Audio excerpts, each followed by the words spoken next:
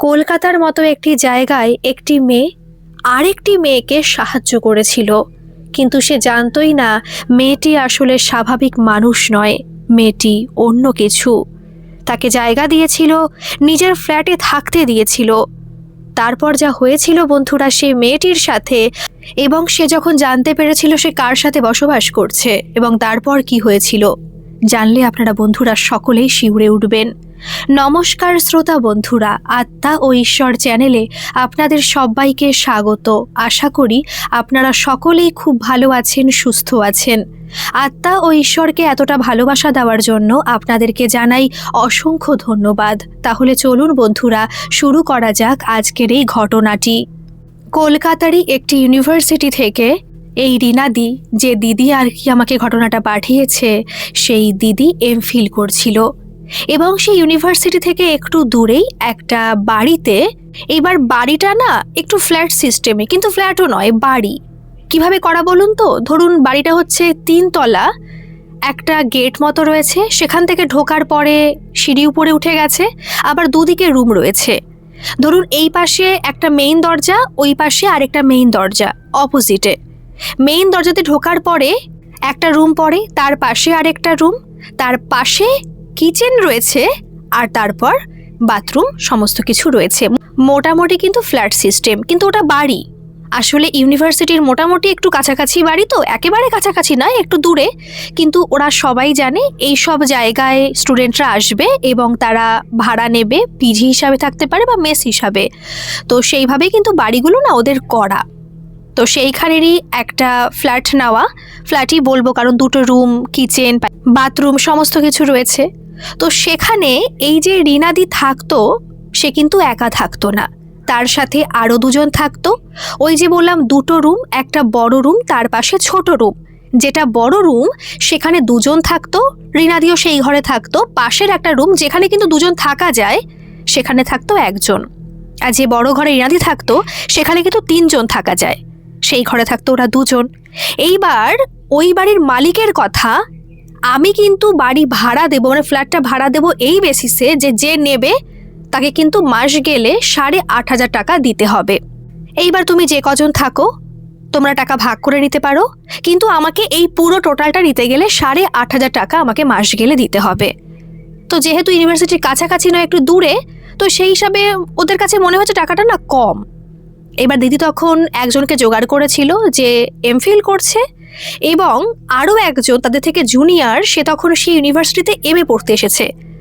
সে কিন্তু গ্র্যাজুয়েশন সেখান থেকে করেনি, সে গ্র্যাজুয়েশন নর্মাল তাদের কাছাকাছি কোনো কলেজ থেকে করেছে, তারপরে হয়তো এন্ট্রান্স পরীক্ষা দিয়ে সেই ইউনিভার্সিটিতে চান্স পেয়েছে, আর তারপরে সেখানে পড়াশোনা করছে, তাকে জোগাড় করেছে। অতএব তারা সেই পুরো ফ্ল্যাটটাতে 3জন রয়েছে। কিন্তু 3জন থাকলে তো সবার হচ্ছে না, কারণ অনেকেই বলছে যে টাকাটা আর একটু কম হলে ভালো হয়, কারণ 8,500 টাকাকে কিন্তু 3 দিয়ে ভাগ করা হচ্ছে। আবার তোমার কারেন্টের বিল রয়েছে, সেগুলো দিতে হবে। তো ওদের কাছে মনে হচ্ছে, ওরা তো স্টুডেন্ট না, ওদের কাছে মনে হচ্ছে যে আর একটু কম হলে ভালো হতো। তো ঠিক আছে, আপাতত চলছে, কিন্তু ওরা স্টুডেন্ট তখনও খুঁজছে। যদি কাউকে পাওয়া যায় তাহলে অবশ্যই আমাদের রুমে তাদের নিয়ে আসবো এবং আমাদের টাকাটা আরও কম হবে। সেভাবে চলতে লাগলো। মোটামুটি তারা সেখানে পড়াশোনা করছে 2-2.5 মাস মতো হয়ে গেছে। এর মাঝখানে ওদের যেটা ফ্ল্যাট মতো রয়েছে তার পাশেই না একটা ঝিল মতো আছে, পার্কও বলা চলে, কিন্তু ছোট, অত বড় পার্ক বলা যায় না, ছোট ছোট যেরকম গলি রোড সেরকমই রয়েছে। তো সেইখানে ওই দিদি কদিন ধরে খেয়াল করছে যে ওই ঝিলের পাশে বসার জায়গা আছে, সেখানে সন্ধ্যা হলেই একটি মেয়ে, রিসেন্ট কদিন খেয়াল করছে, সন্ধ্যা হলে একটি মেয়ে বসে থাকে এবং সে কান্নাকাটি করে। অনেক সময় সে যখন ইউনিভার্সিটি থেকে রুমে ফেরে তখন সে দেখতে পায় মেয়েটা কান্নাকাটি করছে, কিন্তু কলকাতার মতো শহরে সে যে এগিয়ে গিয়ে জিজ্ঞেস করবে তার সাহস সে পায়নি। কারণ রিনাদির কিন্তু সেখানে বাড়ি নয়, সে কিন্তু কলকাতার মেয়ে নয়। কলকাতার মেয়ে হলে নিশ্চয়ই তার এই মেসে থাকতে হতো না, মেসও না, মানে এমন একটা সিস্টেমে ওরা থাকে না যেটা মেসও বলা যায় না। তারা মোটামুটি ফ্ল্যাটই ভাড়া করেছে। আর হ্যাঁ, ওরা কিন্তু নিজেরাই রান্না করে খায়, 3জনই একসাথে খাচ্ছে, কারণ কিচেন সমস্ত কিছুই রয়েছে। আর যেহেতু এই যে বললাম দিদির বাড়ি কলকাতা না, অনেকটাই দূরে, তো দিদি জানে কিন্তু কলকাতাটা কেমন হয়। দিদি কিন্তু এমএ এইখান থেকে করেনি, মানে যেখান থেকে সে এমফিল করছে সেখান থেকে করেনি, সে অন্য জায়গা থেকে করেছে, কিন্তু সে ফার্স্ট ক্লাস পেয়েছে এবং ভালো একটা জায়গায় ছিল, ট্যালেন্টেড ছিল এবং ভালো একটা অথেন্টিক টপিক, আমি টপিকটাও বলছি, দিদি পুরোপুরি বলেছে, মতুয়া ধর্ম নিয়ে একটা টপিক সে করেছিল। যেহেতু এটা তো আর রিসেন্ট ঘটনা নয়, কয়েক বছর আগে, তখন কিন্তু সবাই এই মতুয়া নিয়ে এমফিল পিএইচডি করা শুরু করেছে। আমি কিন্তু তখনকার সময়ের কথা বলছি। তারও কিছু আগে দিদি এই মতুয়া নিয়ে এমফিল করবে সেটা ডিসাইড করেছিল, ইন্টারভিউ দিয়েছিল এবং সবার পছন্দ হয়েছিল। তো সেই ইউনিভার্সিটি না হলেও বা নামকরা ইউনিভার্সিটিতে পড়া না সত্ত্বেও দিদি কিন্তু সেই ইউনিভার্সিটিতে এমফিল করার সুযোগ পেয়েছিল। আর তাই সে প্রথমবারের মতো কলকাতায় থেকে পড়াশোনা করছে। তো সেইভাবে কিন্তু সে একটা জিনিস জানে যে এখানে কিন্তু কারোর সঙ্গে আমি তেমন কথা বলবো না, চেনাশোনা ছাড়া। তো কে কান্নাকাটি করছে, কে হাসছে আমার দেখার প্রয়োজনই নেই। কিন্তু দেখুন না, একটা মানুষ, একটা মেয়ে যদি প্রত্যেকটা দিন আমার সামনে এরকম কান্নাকাটি করে, তাহলে আমার দেখতেই বা কেমন লাগে। সেরকমই হয়েছিল ইরাদির ক্ষেত্রে। যখন যখন সে বাড়ি আসে তখন সে দেখতে পাচ্ছে যে মেয়েটি কান্নাকাটি করছে এবং সেটা পুরো দুটো হাত দিয়ে মুখটা ঢেকে রেখে এবং ফুপিয়ে ফুপিয়ে। একদিন দিদি শরীরটা খুব অসুস্থ, প্রচণ্ড অসুস্থ, পেটে ব্যথা করছিল কোনো কারণে। দিদি যায়নি তার ইউনিভার্সিটিতে, দিদি তখন নিজের রুমেই ছিল। সেই সময় দিদি স্নান টান করার পরে, ওদের ব্যালকনি আছে, দিদির কিন্তু পুরো গ্রাউন্ড ফ্লোরেই রুমটা, কিন্তু ব্যালকনি রয়েছে।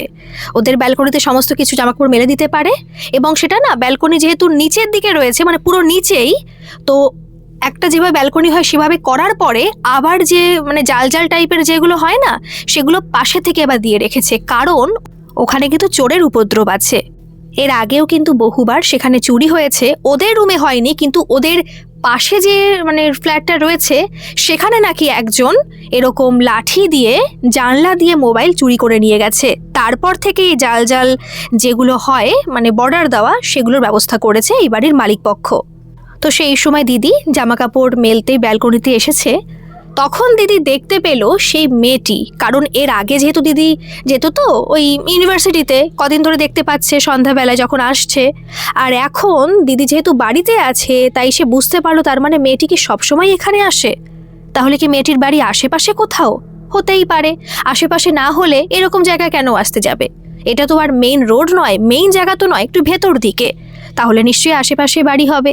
দিদির মনটা খুব খারাপ লাগছে। তখন দিদির কৌতূহলটা বেড়েছে যে একবার কি গিয়ে জিজ্ঞেস করব, কি হয়েছে তোমার, এরকম কান্নাকাটি কেন করো, যে তুমি এটা প্রত্যেক দিন আসছে। তবু কি মনে হতো, দিদি ভাবলো যে না, নিজের কৌতূহলকে দমন করা উচিত, আমার না যাওয়াটাই শ্রেয়। সেই সময় দিদি ওখানে দাঁড়িয়ে মেয়েটিকে দেখেই যাচ্ছে, ফিরে আসবে মুখটা ঘোরাবে আর কি।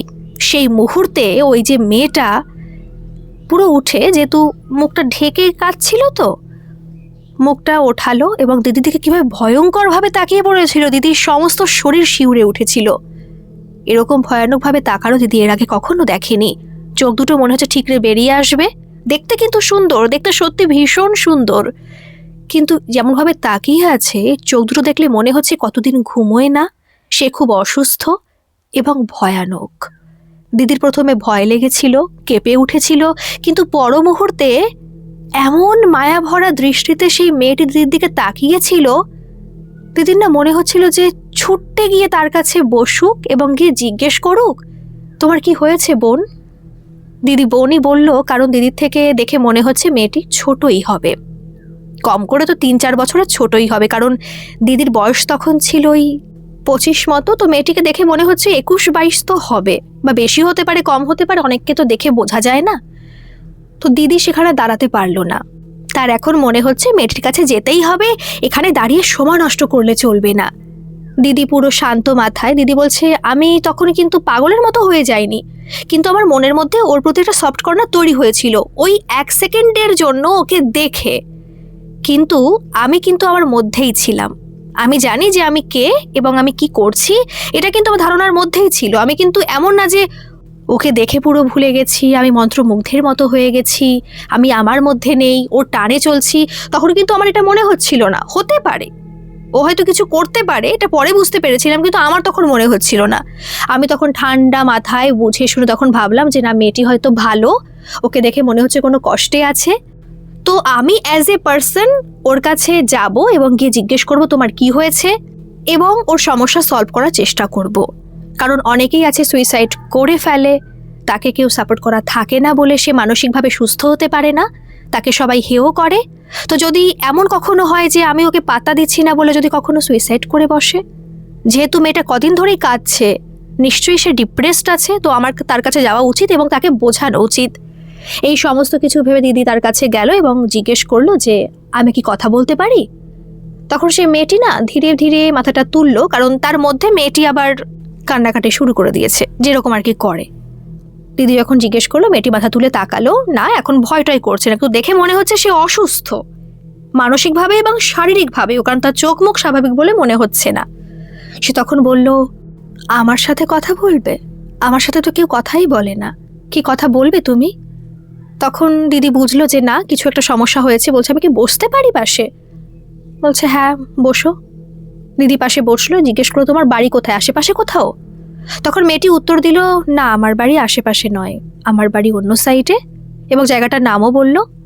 তখন দিদি বলল যে জায়গাটার নাম শুনেছি, কিন্তু এক্স্যাক্টলি কোথায়, কারণ দিদি তো আর কলকাতার মেয়ে নয়, জায়গার নাম বলে তো চিনতে পারবে না। বললো যে এরকম জায়গায় একটা ভালো জায়গা বললো যেটা সবাই চেনে আর কি, তার আশেপাশে কোথাও হবে। বলছে আচ্ছা আচ্ছা, নাম শুনেছি, আমি এখনো বুঝতে পারছি না কোথায়। ঠিক আছে, তো দূরে কি, কত দূর? বলছে না এখান থেকে অন্তত কম করে 45-50 মিনিট মতো হবে। তখন দিদি না অবাক হয়ে গেছে কথাটা শুনে, যে তাহলে তুমি অত দূর থেকে এখানে এসে পড়ে থাকো কেন? তোমাকে আমি সন্ধ্যাবেলার পরে দেখেছি, অনেক সময় দেখেছি, রাত্রে আজও পর্যন্ত কখনো আমার দেখা হয়নি যে রাত্রে তুমি থাকো কিনা। তুমি কি রাত্রেও এখানে থাকো? তখন মেয়েটি বলছে না, রাত্রে আমি এখান থেকে চলে যাই, এখানে একটা ধর্মশালা মতো থাকার জায়গা আছে, সেখানে অনেকেই ফুটপাথের লোকজন থাকে, আমি ওখানে গিয়ে এক কোণায় শুয়ে পড়ি।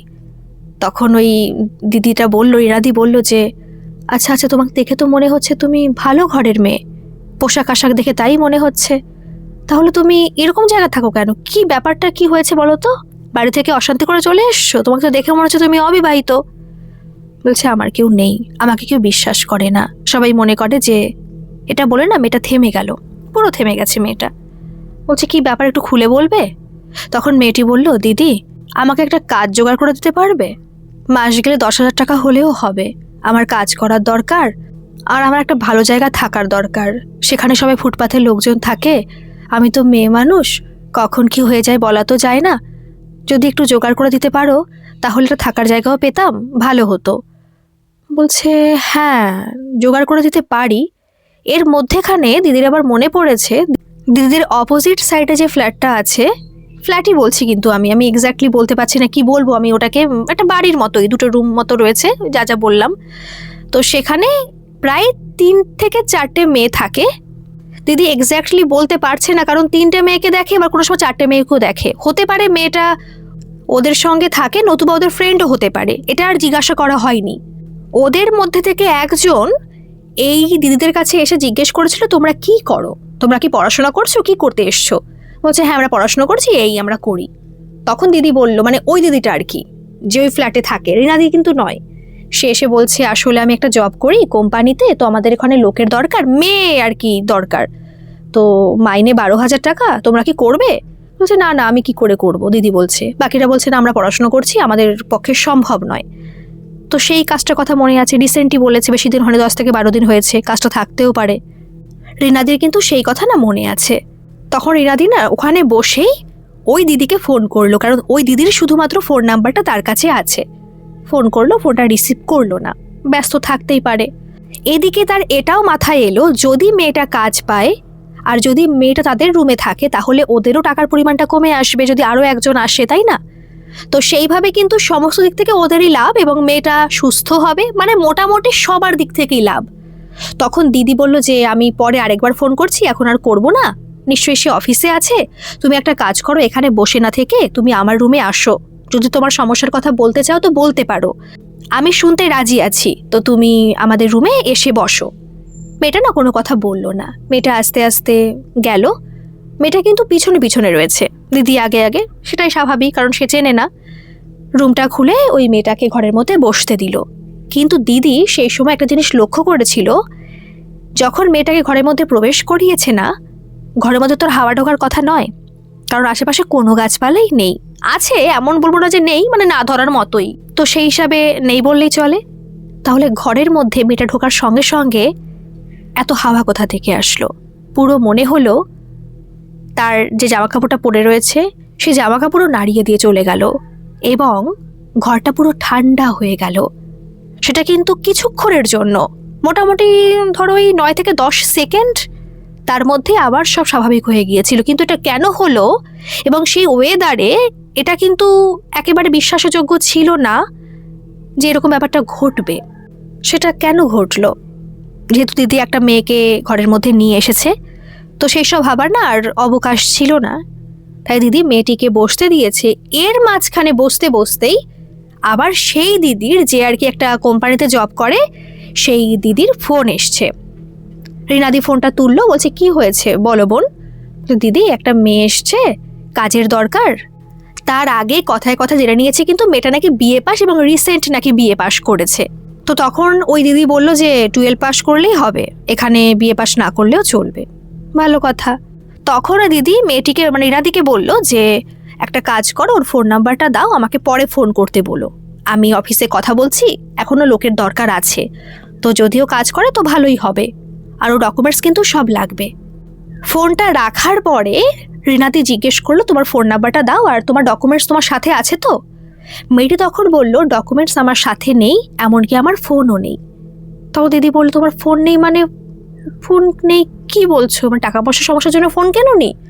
বলছে না, আমার ফোন ছিল, ফোন বাড়িতে রয়ে গেছে, ফোনটা নিয়ে আসতে পারতাম কিন্তু ফোনটা আমি ভেঙে ফেলেছি, আচ্ছা মেরে ভেঙে ফেলেছি, ফোনটা ঠিক হবে না, আর ফোন সারানোর পয়সা আমার কাছে নেই, আর ফোনটা আমি নিয়েও আসিনি। দিদি তো পড়লো মহাজালায়। তখন একবার না ভাবছিল যে মেয়েটিকে বিশ্বাস করবে কি। অনেক সময় শুনেছে কলকাতা শহরে এরকম অনেক মেয়েরা ঘুরে বেড়ায়, ভালো হয় না, কত তো শুনেছে, কত ঘটনা ঘটেছে সত্যিকারের। তো এরকম কিছু নয় তো। কি করবে বুঝতেও পারছে না। সামান্য কটা টাকা কমানোর জন্য ওর কিন্তু বেশি সমস্যা নয়, সমস্যা হচ্ছে আরেকটা মেয়ে যে এমফিল করছে, টাকা পয়সা সে পায় কিন্তু তবুও না একটু বাড়িতে ফিনান্সিয়াল সমস্যা আছে। আরেকটা মেয়ে যে এমএ করছে সেই মেয়েরও কিন্তু খুব সমস্যা। দিদি বলছে যে আমার অতটা সমস্যা না হলেও, মানে সমস্যা তো অবশ্যই আছে, টাকা পয়সা কম হলে তো আমারও ভালো, কিন্তু তবুও আমার চলে যাচ্ছে, কিন্তু বাকিদের যেহেতু চলছে না, তো ওরাই বলছিল যে যদি একজনও হয় তো টাকাটা একটু কমে আসবে এবং ভালো হবে। তো সেই হিসেবে মেয়েটাকে নিয়ে এসছে, কিন্তু মেয়েটা ভালো হবে তো। এদিকে তখন মোটামুটি 3:30 মতো বেজে গেছে কথা বলতে বলতে। দুপুরে দিদি খাওয়া দাওয়া করেনি, মেয়েটির সাথে কথা বলতে বলতে না একেবারে মানে খাওয়া দাওয়া সমস্ত কিছু ভুলে গেছে। আর এদিকে একার যা ভাত আছে, সকালে দিদি কিচ্ছু করেনি, দিদির যে রুমমেট ছিল তারাই সকালবেলা করে রেখে গেছে। ওদের মধ্যে কিন্তু এরকম যে আজকে রান্না করবে, অন্যদিন অন্য একজন, তারপরে আরেকজন, এভাবে কিন্তু রান্নাটা চলে। তো আজকে ওর ডিউটি হলেও অন্য একজন রান্না করে গেছে। এদিকে যা ভাত আছে, যেহেতু একার মতো করে করা, তো সেই ভাত অন্যজনের হবে না। দিদি ওর সামনে খেতেও পারছে না। মেয়েটি কি করে বুঝলো কে জানে। মেয়েটি বলল দিদি তুমি খেয়ে আসো, আমি খাবো না, আমার খিদে নেই। দিদি না অবাক হয়ে গেছে, মেয়েটা কি করে বুঝলো। অবশ্য বুঝতেই পারে, কারণ মেয়েটা তো দেখেছে আমি স্নান করে চলে এসেছি, স্নান করার পরে তো নিশ্চয়ই খাওয়া দাওয়া করবো। দিদি তখন কেমনটা খারাপ লাগছিল। ভাতটা বেড়ে নিয়ে এসছে, অল্প ভাত তো, 2টো থালা ছিল, সে থালায় করে বেড়ে নিয়ে এসছে। না মেয়েটাকেও দিয়েছে, কিন্তু মেয়েটা না খায়নি, একদম মেয়েটা খায়নি। কিন্তু দিদি খেলো, দিদি তো সেধেছে না, খায়নি, এটা ওর ব্যক্তিগত ব্যাপার। দিদি খাওয়ার পরে তখন বলছে কি যে আচ্ছা একটা কাজ করো, তুমি তাহলে এখন চলে যাও, তুমি কোথায় থাকবে এখন তাই বলো, ওইখানে যাবে? বলছে না দেখি কোথায় যাওয়া যায়, আমার তো তেমন যাওয়ার জায়গা নেই। তখন দিদি বলল যে আচ্ছা যাওয়ার জায়গা নেই মানে, আচ্ছা একটু খুলে বলো তো কি ব্যাপার। কারণ দেখো আমারও জানা দরকার, তোমাকে সরাসরি বলছি, যদি তুমি চাকরিটা পাও তাহলে তুমি আমার এখানে থাকতেই পারো, আমাদের এখানে একটা জায়গা ফাঁকা আছে, তুমি থাকতে পারবে, অসুবিধা হবে না। কিন্তু আমরা তো এমন কাউকে এখানে রাখবো না যাকে আমরা চিনি না, বুঝতেই পারছো ব্যাপারটা। তখন মেয়েটি বলল দেখো দিদি, দিদি বলেই ডাকছি, তোমাকে একটা কথা বলি, আসলে আমি একটা ছেলেকে খুব ভালোবাসতাম, কিন্তু ছেলেটা আমাকে ধোঁকা দিয়েছে, এবং ছেলেটার সাথে আমার সম্পর্ক ছিল বহু বছরের, আমি ক্লাস 8 থেকে তার সঙ্গে প্রেম করছি, একটা ভালো সম্পর্ক, আমার থেকে প্রায় 2-3 বছরের বড়। আমি যখন ক্লাস 8-এ পড়ি তখন সে মাধ্যমিক দিয়েছে। তো এতদিন পর্যন্ত সম্পর্ক চলছিল, এই রিসেন্ট প্রায় 6 মাস হয়েছে যে ছেলেটি অন্য একজনকে বিয়ে করে নিয়েছে। বলছে বাড়ি কোথায় ছেলেটি, তোমাদের এখানে? বলছে না এই পাশেই। বলছে পাশে বলতে? বলছে এই পাশেই রয়েছে বাড়ি, বেশি দূর না। তখন দিদি বুঝতে পারলো আচ্ছা আচ্ছা তুমি এই কারণে এখানে এসে বসে থাকো, এখানে এসে কান্নাকাটি করো, তুমি কোথাও ফ্ল্যাটে যাও? বলছে না ফ্ল্যাটে আমি ঢুকতে পারি না, ঢুকতে গেলে আমার গায়ে জ্বালা জ্বালা করে, আমি ঢুকতে পারি না সেখানে। বলছে জ্বালা করে মানে ওরা তাড়িয়ে দেয়? বলছে তাড়িয়ে তো দেয়ই, উপরন্তু ওদের ধারে কাছে আমি যেতে পারি না। ধারে কাছে যেতে পারো না? ঠিক আছে, হতেই পারে, হয়তো ওরা হয়তো উল্টোপাল্টা কথা বলে, অপমান করে, তাই হয়তো যেতে পারে না। আচ্ছা আচ্ছা, এইবার বুঝলাম যে এই কারণে। তো তোমার বাড়ি থেকে কি হয়েছে? তখন বলল, দিদি আমার ভাগ্যটা খুব খারাপ। আসলে আমার মা, আমি যখন ছোট ছিলাম তখন মারা গেছিল, তারপরে বাবা বিয়ে করেছিল। আমার যে সৎ মা, তাকে সৎ মা বলাটা ভুল, মা বলেই ডাকতাম, এবং সে আমাকে সত্যিকারের খুব ভালোবাসতো। পরবর্তীকালে তার নিজেরও একটা মেয়ে হয়, এবং আমাকে কখনো দুচ্ছাই করেনি এবং অবহেলাও করেনি। কিন্তু তারপর যখন ছেলেটাকে নিয়ে অশান্তি শুরু হয় বাড়িতে, তখন আর মা সহ্য করতে পারেনি, এবং সে বলতো আমি নাকি পাগল। সেই বলে অনেক অশান্তি হতো, আর বাবা খুব অত্যাচার করতো। তারপরে বাড়িতে অশান্তি হতো তো। আর একটা কথা বলে দিদি, বাবা তো নিজের, মা তো সৎ, কিন্তু তবুও বাবার থেকে মা বেশি ভালোবাসতো। কিন্তু ওই যে অশান্তি শুরু হওয়ার পর থেকে বাড়িতে খুব খারাপ জিনিস চলছিল, যে কারণে কেউ সহ্য করতে পারছিল না। আমার বোনেরও ক্ষতি করে ফেলছিলাম আমি। এই কথা বলে না মেয়েটা চুপ করে গেল। বলছে, বোনের ক্ষতি করে ফেলছিলে মানে? না না, বোনের ক্ষতি করছিলাম, বোন তো ছোট, ওর অনেক সমস্যা হচ্ছিল, পড়াশোনার দিক থেকে ও খারাপ হয়ে যাচ্ছিল, অনেক অশান্তি সহ্য করতে হচ্ছিল, তাই বাড়ি থেকে আমি বেরিয়ে এসছি। বলছে, বাড়ি থেকে বেরিয়ে এসছো? আচ্ছা, ডকুমেন্টসগুলো সাথে আনো, ডকুমেন্টস তো লাগবে। বলছে, না আমি একটা কাজ করি, আমি বাড়িতে যাই, আমি এখন বাড়িতেই যাই, বাড়িতে গিয়ে ডকুমেন্টস নিয়ে আসি, আমার মা মনে হয় ডকুমেন্টস আমাকে দেবে। এইসব কথা বলে মেয়েটি না চলে গেল, বেশিক্ষণ দাঁড়ায়নি। তখন দিদি ভাবছে যে সবাই আসুক, কথা বলি, হতেও পারে সমস্যা থাকতেই পারে। আর এখানে আসার মানে তো বুঝেই গেলাম, তাহলে হয়তো সত্যি কথাই, এখানে হয়তো বয়ফ্রেন্ড আছে, বিয়ে হয়ে গেছে, ওকে দেখার জন্য হয়তো এখানে বসে থাকে। এটাই স্বাভাবিক, অনেক দিনের সম্পর্ক, তারপর যদি সেটা ভেঙে যায় না, আর সে যদি অন্য কাউকে বিয়ে করে নেয়, এটা সহ্য করা খুব দুষ্কর। তো মেয়েটির হয়তো সেটাই হয়েছে, তো মেয়েটা বিশ্বাসযোগ্য, তবু ওরা আসুক, দেখি কথা বলি। তো মেয়েটা আসলো, দিদি সবার সঙ্গে কথা বললো, ওরা না সবাই রাজি হয়ে গেল। যেখানে দিদি একটু ইতস্তত করছিল, সেখানে ওরা শুনে সবাই বলল যে তুমি তো বুঝেই গেলে যে মেয়েটা সত্যি ভালো, অসুবিধা নেই, তো মেয়েটিকে রাখো না, আমাদের তো ভালোই হবে মেয়েটি থাকলে। ঠিক আছে, আর কোনো প্রশ্নই আসে না। এদিকে মেয়েটি তো ফোন নাম্বারও নেই, মেয়েটি বলে দিয়েছে দিদি আমি কালকে আসবো। ভালো কথা। এদিকে সন্ধ্যাবেলা যখন ওই দিদিরা আসলো কাজ সেরে, সন্ধ্যা না, অনেক দেরি হয়ে গিয়েছিল, মোটামুটি 7:30 8টা মতো বাজে, তো কলকাতা শহরে ওটাই সন্ধ্যা। তো সেই সময় ওই দিদি এসে নক করলো, দরজাটা খুললো, খোলার পর বললো যে কি ব্যাপার, মেয়েটির ফোন নাম্বার তো দিলি না? বলছে, দিদি মেয়েটির ফোন নম্বর নেই, একটু সমস্যা আছে, ও কালকে বলছে ডকুমেন্টস টেস্ট নিয়ে আসবে, আর কালকে তো শনিবার আছে, তোমার তো অফিস ছুটি। বলছে, হ্যাঁ শনিবার আমাদের অফিস ছুটি।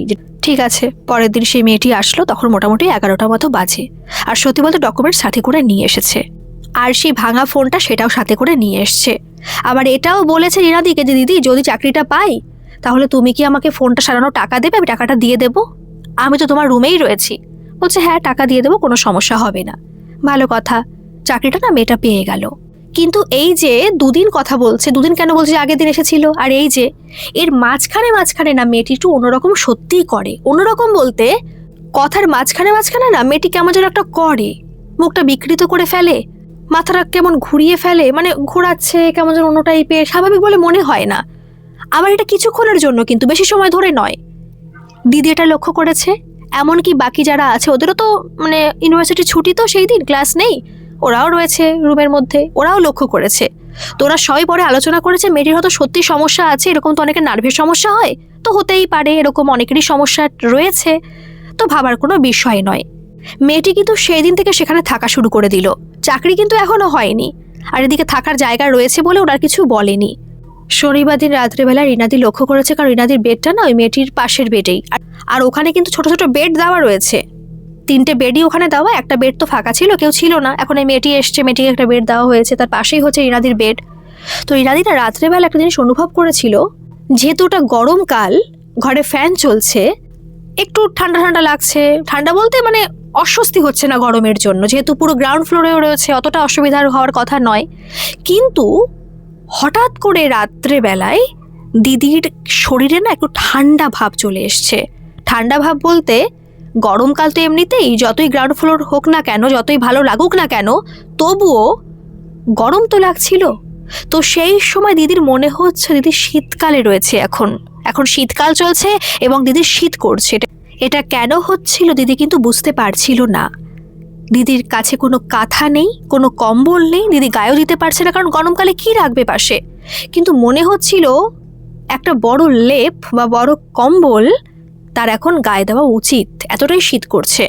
পুরো কুকড়িয়ে গেছে দিদি, তার শরীর পুরো ঠান্ডা হয়ে গেছে, কেন হচ্ছে বুঝতে পারছে না, না পেরে দিদি লাইটটা অন করলো।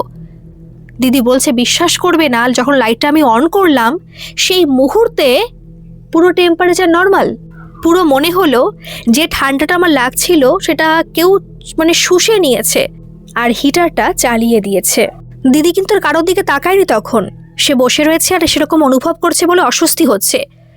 কিন্তু যেই সে তার বাদিকে তাকালো, সে তো আসর করে দিয়ে বসে রয়েছে, কিন্তু যেই সে বাদিকে তাকিয়েছে তার শরীর পুরো শিউরে উঠেছে।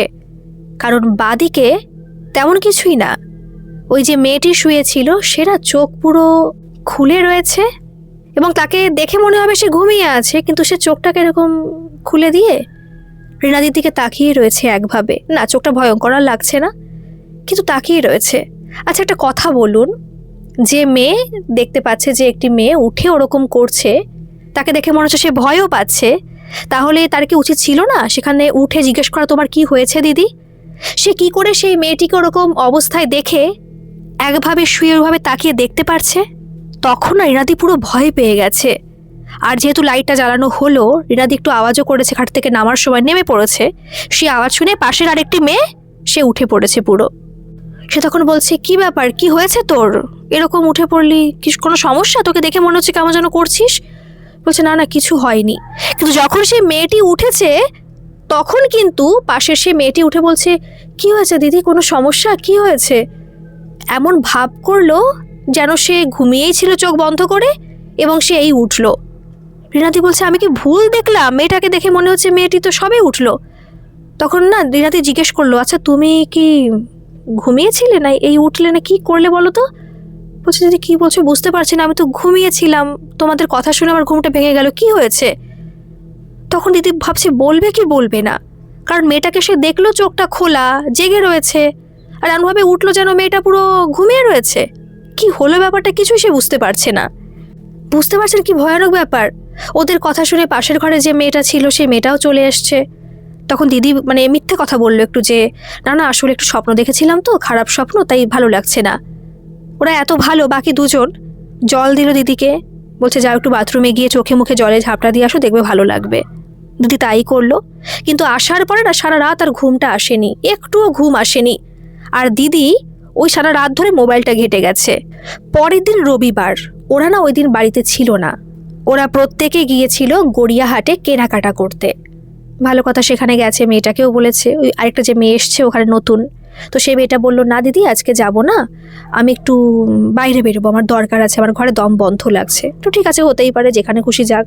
তো মেয়েটা বেরিয়ে গেছে, এরাও ঘরে তালা দিয়ে বেরিয়ে গেছে। ফিরতে ফিরতে প্রায় রাত হয়ে গেছে, ওরা রাত্রে খাওয়া দাওয়া করেই ফিরেছে। কিন্তু এসে দেখে মেয়েটি এরকম বসে রয়েছে ওই জায়গাটায়। বসে থাকাটাই স্বাভাবিক, কারণ ওর কাছে চাবিও নেই, ফোনও নেই যে ওদের ফোন করবে, ফোন নম্বর জানেও না মেয়েটা। তো মেয়েটাকে দেখার পরে রিনাদি বলছে ঠিক আছে এসো ভেতরে এসো, আমরা চলে এসছি। মেয়েটা গেল ভেতরে।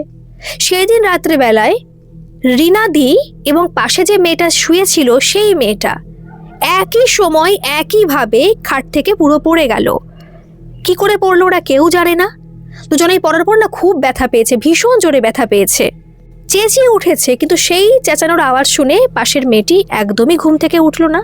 কিন্তু ওদের চেঁচানোর আওয়াজ শুনে পাশের রুমে যে মেয়েটা সে চলে এসে লাইটটা অন করেছে, বলছে কি ব্যাপার, কি হলো? কিন্তু যখন মেয়েটা আসলো লাইটটা অন করলো তখন এই মেয়েটা উঠে বলছে এবার তোমরা পড়ে গেলে কি করে, কি হয়েছে? উঠে বসলো। আরেকটা যে মেয়ে ছিল পাশের রুমে সে ভয় পেয়ে গেছে, কি ব্যাপার পড়ে গেছে, লাগেনি তো? কিন্তু বাকি দুজন হাসছে, ওরা হাসছে কিন্তু অন্যভাবে যে পড়ে গেলাম খাটের থেকে, কিন্তু কিভাবে পড়লো ওরা কেউ জানে না। কিন্তু ওদের অবাক লাগছে এই বিষয়ে যে ওরা পড়ে গেল কি করে। একই সময় একা পড়ে যেতেই পারে, কারণ ছোট খাট তো অনেক সময় এরকম হয় যে ছোট খাটের থেকে পড়ে যেতেই পারে কোনো মেয়ে কোনো ছেলে, তো দুজনে একসাথে পড়বে এটা কি ভাবা যায়? এটা একটা অন্যরকম ব্যাপার হয়ে গেল না? তবু ওরা কিছু ভাবলো না, ঘুমিয়ে পড়লো। পরের দিন কিন্তু ওরা সবাই প্রত্যেকেই চলে গিয়েছিল ইউনিভার্সিটি, আর ওই মেয়েটি গিয়েছিল ওই পাশের ঘর দিদিদের সঙ্গে ওই অফিসে, এবং সেখানে যাওয়ার পরে তার কাজটা হয়ে গিয়েছিল। এটা কিন্তু বেশি ভাইটাল কোনো চাকরি ছিল না, কম টাকার মাইনে কী সব যেন কাজ করতে হবে, মানে হিসাব নিকাশের কী সব কাজ থাকে সেই কাজ। তো মেয়েটি সেই কাজটা পেলো। কাজটা পাওয়ার পরে মেয়েটি বাড়িতেও চলে আসলো। তারপর মেয়েটির কাছে টাকা চাইলো, মানে দিদির কাছে টাকা চাইলো যে দিদি টাকা দাও কটা, আমি ফোনটা ঠিক করব। রিনাদি টাকাও দিল, ফোনটাও ঠিক করলো, সমস্ত কিছু ভালোভাবে চলছিল। কিন্তু সেদিন ছিল অমাবস্যা এবং সেদিন ঘটেছিল ভয়ঙ্কর ঘটনা। রাত্রিবেলায় সবাই শুয়ে রয়েছে, 12:30 মতো বাজে। সবাই ফোন টোন বন্ধ করে ঘুমিয়ে পড়েছে, কারণ ওই সময় ওরা ঘুম একটু লেট হয় আর কি, ঘুমিয়ে পড়েছে। কিন্তু রাত্রেবেলায় তখন 1:30 মতো বাজে ওই মেয়েটি চিৎকার শুরু করে আর বলতে থাকে, তোরা দরজাটা খুলে দে, দরজা খুলে দে, আমি এই দরজা খুলতে পারবো, কিন্তু বাইরের ঘরে চাবি কোথায়? তোদের কাছেই থাকে। বাইরের মেন গেটের চাবি কার কাছে থাকে? দরজাটা খোল, আমার এক্ষুনি বেরোতে হবে, ওর কাছে যেতে হবে, ওকে আমার শেষ করে ফেলতে হবে। বুঝতে পারছেন, বেশি দিন তো হয়নি মেয়েটা এখানে এসছে, তেমন কিন্তু বন্ধুত্ব মেয়েটির সাথে কারোরই হয়নি, কারোরই না। ওদের কিন্তু স্বার্থে এবং মেয়েটিকে একটু ভালো রাখার জন্যই থাকতে দিয়েছে, তাই বলে তার বন্ধুত্ব হয়ে যায়নি। কারণ মেয়েটি সত্যি বলতে বন্ধুত্ব করার মতো নয়, কারণ মেয়েটি কার সাথে কথাই বলে না, সব সময় চুপচাপ থাকে, সব সময় যদি কিছু জিজ্ঞেস করা হয় ওইটুকুর উত্তরটুকু দেয়, এর বেশি কিন্তু কোনো কথা বলে না। আর সেই মেয়েটি এরকম করছে, ওরা তো ভীষণ ভয় পেয়ে গেছে, ওকে থামানোর চেষ্টা করছে, কিন্তু যে কাছে যাচ্ছে তাকে দূরে সরিয়ে দিচ্ছে, এবং সেটা শুধুমাত্র মুখে নয়, নর্মাল হাত দিয়ে নয়, মানে ধাক্কা মারছে আর তারা পড়ে যাচ্ছে। মনে হচ্ছে মেয়েটির মধ্যে কত কত শক্তি ঢুকে গেছে যে মেয়েটি কত কিছু করে ফেলতে পারে। সে পাগলের মতো করছে মেয়েটি, মানে ভয়ঙ্কর পুরো। মনে হচ্ছে ওদের কাছে যে বিশ্বাস করো এটা সত্যি, তখন আমাদের মনে হয়নি, কিন্তু আবার ভয় পাচ্ছিলাম যে মেয়েটির মধ্যে কোনো আত্মা প্রবেশ করলো না তো। অনেক সময় আমরা সিনেমায় দেখেছি, সিনেমা তো অনেক দেখি, কিন্তু আমরা কখনো সচক্ষে এরকম কিছু দেখিনি। সিনেমায় যেরকম দেখেছি যে মানে কারোর মধ্যে আত্মা প্রবেশ করলে, ভূত প্রবেশ করলে যেরকম করে আর কি, পুরো সেরকমই ও করছিল। আর বারবার করে দরজা ধাক্কাচ্ছিল, এমনকি আমাদের যে ঘরের দরজা সেটা খুলেও বাইরেও চলে গেছে, চিৎকার চেঁচামেচি করছে। এবং সেই চিৎকার শুনে আমাদের যে সেকেন্ড ফ্লোরে যে থাকে, সে কিন্তু মালিক থাকে, ওদের বাড়ি তো সেকেন্ড ফ্লোরে মালিক থাকে, ফার্স্ট ফ্লোরেও দুই পাশে সবাই থাকে, আবার নিচেও সেটা সবাই থাকে আর কি। তো সেই মালিক এবং প্রত্যেকটা মানুষ সেখানে চলে এসছে। আসার পর সবাই তো অবাক, মেয়েটাকে ধরে রাখা যাচ্ছে না। অনেক কষ্টে মেয়েটাকে ভিতরে নিয়ে যাওয়া হলো, তবুও কেউ আটকাতে পারছে না, সারাটা রাত ধরে তাকে আটকানো যাচ্ছে না। তখন একজন বলল যে একটা কাজ করো, মেয়েটার ফোনটা খোলো। মেয়েটার ফোনটা তো লক করা, খোলা যাচ্ছে না। এদিকে মেয়েটি বলতেও পারছে না ফোনের লক কি, ও জানেই না ফোনের লক কি, এখন বলতেই পারছে না, বলছে আমি কিছুই জানি না, আমি কিচ্ছু বলতে পারবো না, আমি জানি না, আমাকে ছেড়ে দাও, আমার ওর কাছে যেতে হবে, ওকে আমার মেরে ফেলতে হবে, ওর বউকে মেরে ফেলতে হবে, আমি কিচ্ছু জানি না, কোনো কিছুই জানি না। তারপরে আরেকজন বলল যে ওর ফিঙ্গারপ্রিন্ট হতে পারে, ফিঙ্গারপ্রিন্টটা দাও তো। তো হ্যাঁ, থাম্ব দেওয়ার পরে, মানে রাইট থাম্ব দেওয়ার পরে ফোনটা খুলে গিয়েছিল। সেখানে দেখলো বাবা বলে একজনের নাম্বার সেভ করা আছে, ওটা নিশ্চয়ই বাবাই হবে। তাকে ফোন করা হলো, ফোন তুললো না। তারপর আরেকটা নাম্বারে দেখা হলো যে বুনি বলে সেভ করা, ওটা মনে হয় বোন হবে, তাকে ফোন করলো, সে ফোনটা তুললো। তুলে এরকম বলল যে কি ব্যাপার, তুই ফোন করছিস, তুই কি করে ফোন করলি, তুই কি ঠিক আছিস, তুই তো কখনো কথাই বলিস না। তখন এরা বলছে যে শান্ত হও, শান্ত হও, আমি এরকম বলছি, ওর রুমমেট। বলছে রুমমেট, ওর রুম কোথায় পেলো, ওকে থাকতে দিল কে, ও তো বাড়িতেই দাঁড়াতে চায় না, ওকে তো খুঁজেই পাওয়া যায় না, শেষমেশ ওকে ছেড়েই দিলাম, কি হয়েছে বলুন তো। সমস্ত কথা বলা হলো। ওরা ওই সময় ওদের বাইক ছিল, বাবার বাইক ছিল, সেই বাইকে করে নাকি চলে এসছে, ওদের রুমে আসলো, ঘরে প্রবেশ করলো। তারপর মেয়েটি দেখে তো ওদেরও মারতে গেল। ওর যে সৎ মা, ওর বাবা, বোন, এরা সব সত্যি কথা, ওরা সবাই এসেছিল, ও সত্যি কথাই বলেছিল এদিক থেকে। বলার পরে সবাই আসার পর বাবা বলছে ওকে বেঁধে রাখো, ওকে বেঁধে রাখো, আমাকে দড়ির ব্যবস্থা করে দাও, আমি বেঁধে রাখছি, নাহলে ওকে বেঁধে রাখা যাবে না। বেঁধে রাখা হলো। তারপরে ওরকম করছিল, কিন্তু আর খুলতে পারিনি, চুপচাপ ছিল, অনেকটা শান্ত হয়ে গিয়েছিল, ঝিমিয়ে গিয়েছিল আর কি। কিন্তু যখন একটু ভোর হলো, পুরো আলোটা পড়লো, সূর্যের আলো, তখন সে একেবারে ঝিমিয়ে গেছে, আর কিছু করার নেই, মানে দেখে মনে হচ্ছে ঘুমিয়ে আছে আর কি। সেই সময় ওর বাবা এরকম কান্নাকাটি জুড়ে দিয়েছে, ভীষণ কাঁদছে আর বলছে আমার এই মেয়েকে আমি ভীষণ ভালোবাসি, কিন্তু কি যে হয়ে গেল, সব দোষ ওই ছেলের। তারপরে না গালাগালিও ইউজ করেছে, অনেক কিছু বলেছিল যে এই ছেলেটাই আমার মেয়েটার জীবনটা শেষ করে দিল। তারপর অনেক কথাই হলো, সেই কথা সারমর্ম এটুকুই যে ওই মেয়েটি সত্যিকারের ছেলেকে ভালোবাসতো, অনেক বছরের সম্পর্ক, অনেক ভালো, মানে এমনকি নাকি মেয়েটা নাকি ইন্টিমেটও হয়ে গেছে, ওর বোন বলছিল, সমস্ত কিছু ঠিকঠাক ছিল, কিন্তু ছেলেটি ওকে ধোকা দিয়ে অন্য মেয়ের সঙ্গে সম্পর্ক করেছিল এবং তাকে বিয়েও করেছিল, সেই নাকি এখন তার বউ। তারপর নাকি মেয়েটি পাগলের মতো হয়ে গিয়েছিল, এবং সেটা স্বাভাবিক, প্রত্যেক মেয়ে যেরকম হয় সেরকমই করেছিল। কিন্তু মেয়েটা সেখানে থেমে থাকেনি, ওকে কিন্তু ওর যে সৎ মা সত্যি ভালোবাসে তারা সবাই আগলে রেখেছিল, কিন্তু মেয়েটি তখন বাড়ির বাইরে বেরিয়ে কোন তান্ত্রিকের কাছে যেত জানেন। ওখানে যাওয়ার পরে ওরা অনেক কিছু দিত, অনেক কিছু করেছিল, কিন্তু কোনোভাবেই কিছু হচ্ছিল না। শেষমেশ নাকি সেই তান্ত্রিক এত খারাপ, সে নাকি মেয়েটাকে অনেক কিছু করতে বলে, মেয়েটা করে, আর তারপরেই নাকি মেয়েটার মধ্যে নাকি কোনো আত্মা প্রবেশ করে। অনেকে বিশ্বাস করতে চায় না, কিন্তু এটাই নাকি সত্যি কথা। সেই তান্ত্রিক নাকি বলেছে এরকম করলে তুমি ওকে ফিরে পাবে, তুমি ওকে আনতে পারবে, তোমার গায়ে অনেক জোর আসবে এবং সমস্ত কিছু ঠিক হয়ে যাবে। কিন্তু কিছুই ঠিক হয়নি। মেয়েটি পুরো পাগলের মতো হয়ে গেছে, পুরো পাগল কি একদম অন্যরকম হয়ে গেছে। আবার দিনের বেলা ঠিক থাকে, রাত হলে ওরকম করে, আবার মাঝে মাঝে পুরো চুপচাপ, পুরো শান্ত হয়ে যায়, নিজেকে কন্ট্রোল করার চেষ্টা করে, কিন্তু ওর মধ্যে সত্যিকারের সুপ্ত আত্মা রয়েছে। এই কথা শুনে তো রিনাদি বাকি সবাই ভীষণ ভীষণ ভয় পায়, ভীষণ পরিমাণে। ওরা মেয়েটাকে আটকে রাখার চেষ্টা করে, ওরা কিন্তু তাড়িয়ে দেয়নি বাড়ি থেকে, ওরা আটকে রাখার চেষ্টা করে, কিন্তু মেয়েটা থাকে না। মেয়েটা চলে যায়, কোথায় থাকে ওরা খুঁজেও পায় না। অনেকবার এখানে এসছে কিন্তু নিয়ে যেতে পারে না, এমনকি অনেক অশান্তিও হয়েছে। ওরা পুলিশে কমপ্লেন পর্যন্ত করেছে ছেলের বাড়ির লোকজন, যেরকম আসে আমাদের এখানে থাকে, অনেক সমস্যার সৃষ্টি হয়, আমরা কিন্তু ব্যবস্থা নিতে বাধ্য হব। ব্যবস্থা নিয়েওছে, কিন্তু মেয়েটি তো শোনে না। শেষমেশ নাকি যেহেতু 6 মাস ধরে চলছে, তো ওর বাবা মা নাকি আর পেরে উঠছিল না, তাই মেয়েকে ছেড়ে দেয়। বুঝতেই তো পারছেন যে মেয়েকে তো আগলে রাখার চেষ্টা করছে, কিন্তু আর তো পেরে উঠছে না কয়েক মাস ধরে। কার আর ধৈর্য সয় বলুন না। তো ওদের ক্ষেত্রে হয়তো সেটাই হয়েছিল, আর পেরে উঠছিল না বলে একেবারে ছেড়ে দিয়েছিল মেয়েটাকে। তারপর তো এই ঘটনা ঘটলো, এদের সঙ্গে থাকা শুরু করলো, কিন্তু শেষ রক্ষার হলো না। মেয়েটা হয়তো নিজেকে কন্ট্রোল করার চেষ্টা করছিল, ভালো থাকার চেষ্টা করছিল, নিজেকে ভালো রাখার চেষ্টা করছিল, কিন্তু অমাবস্যার দিন আর পেরে ওঠেনি। তাই হয়তো মেয়েটার মধ্যে যে বসবাস করছিল, কি জানি আত্মা হতে পারে বা অন্য কোনো সমস্যাও তো হতে পারে, তাই না? কিন্তু ওদের মতে রিনাদি যেটা বললো আর কি, যে কোনো আত্মাই প্রবেশ করেছিল, এটা আমরাও বিশ্বাস করি, যা দেখেছি না, এটা সত্যি মানে ভাবারও বাইরে।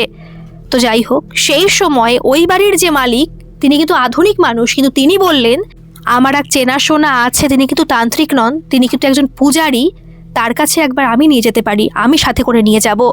তো সেইভাবে মেয়েটিকে সত্যি নিয়ে গিয়েছিল সেইখানে, এবং সেখানে যাওয়ার পরে প্রায় অন্তত 15 দিন তো লেগেছে। আস্তে আস্তে মেয়েটি স্বাভাবিক হয়, এবং তার মধ্যে থেকে যে কালা জাদু করার পর যে আত্মাটা ছিল সেটা বেরিয়ে গিয়েছিল। মেয়েটা বাড়িও যায়। তারপর মেয়েটা সুস্থ হওয়ার পর বলে যে বাবা, আমি কাজ করতে চাই, আমি তো কাজে যুক্ত হয়েছিলাম, আমি কিন্তু সেখানে স্বাভাবিকই থাকতাম, আমি নিজেকে কন্ট্রোল করার চেষ্টা করতাম, শেষে আর পেরে উঠলাম না, কিন্তু আমি কাজ করতে চাই আর নিজে কিছু করতে চাই।